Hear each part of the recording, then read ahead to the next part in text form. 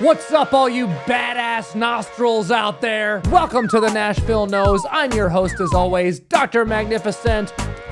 Are you ready to push it to the limit with me today? Well, luckily for us, there aren't any. According to Philipp Plein, anyway. Because that's what we're going to review today. No Limits by Philipp Plein. With a $ instead of an S. Ooh. Yes, this fragrance has a very different type of presentation, I'll put it that way. A lot of people think it's tacky, but I'm crazy, so I will probably end up liking it. I mean, it's got one of those things where it changes when you move it, like a hologram or I think I heard someone call it a winky. You know, it changes between a skull and a $. Lenticular printing, I believe it's called. What a smart doctor. I can't take credit for knowing that. I just Googled it. But yes, lenticular printing. Fancy. I like skulls and I like money, so this is my fragrance. Yeah! I mean, sure, yeah, skulls and money are cool. Yeah, whatever. Oh, I like money. Let's open up this box because I cannot wait to finally see this bottle in person.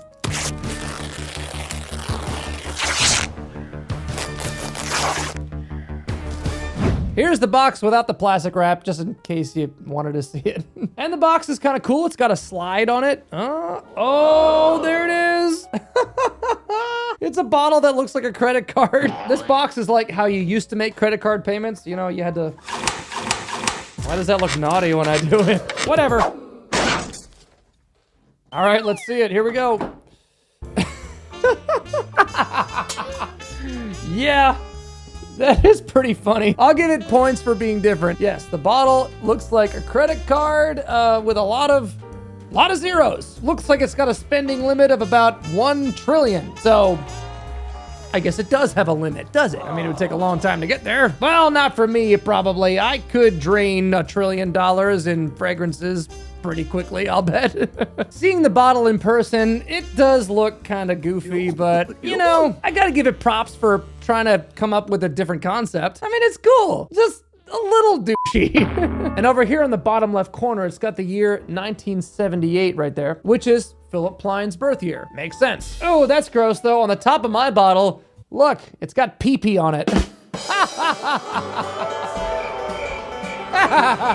There's pee-pee on my bottle! Hope it smells better than pee-pee. The nose behind this scent is Alberto Maria's, a very, very esteemed perfumer. He is the perfumer behind my personal favorite from Intr-Eau, Blessed Baraka. He's done Versace Pour Homme and Dylan Blue. He's also done one of my absolute favorites from the House of Killian, Dark Lord. A really dark, almost medicinal smelling leather and jasmine scent. Oh, this one's awesome. A lot of people don't like it, but I love it. But of course, I think he's most famously known for composing the original Outr-Eau, as well as pretty much every single one in that line, including my personal favorite, Outr-Eau Profumo. Yes.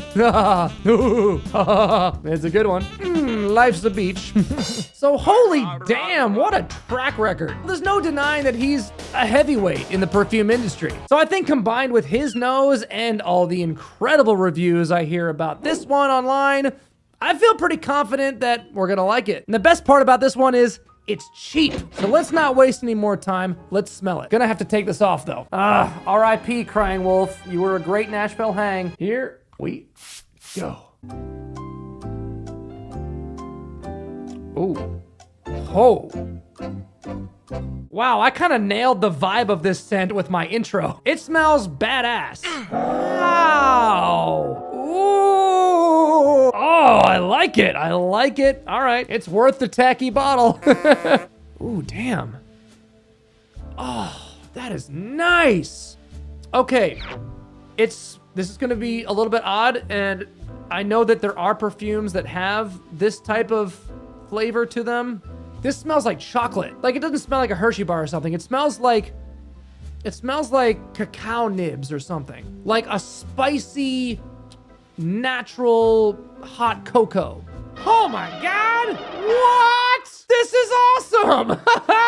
Yes. Oh my God, this is a banging cheapy. At the price I was expecting something really not great.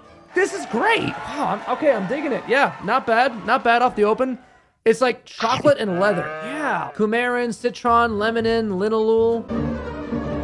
Yeah, I can definitely identify a lot of those aroma chemicals in there, but it doesn't smell extremely synthetic. Let's look up those notes. Okay, so off the top, we got black pepper, watery notes, cardamom, cloves, cinnamon, star anise, ginger, and bergamot. Can definitely pick up that cardamom 100%. That's very cardamom dominant on the open. But of course, not a very fresh cardamom. It's more of a spicy cardamom. I think the cloves and the cinnamon are providing a little bit of sweetness. Then in the middle notes, you get, oh, there it is, dark chocolate. Wow.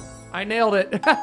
Dark chocolate, bourbon, vanilla, incense, and amber. That's cool. And then in the base notes, we get to leather. That's easy to pick up. It's also got oud, patchouli, and cedar. So I'm excited to see how the oud and the patchouli and the cedar come into play as it dries down. Well, this is an incredible open. It's an eau de parfum concentration. So I'm hoping that this thing performs like a champ and I can classify it as a cheap beast. We will see.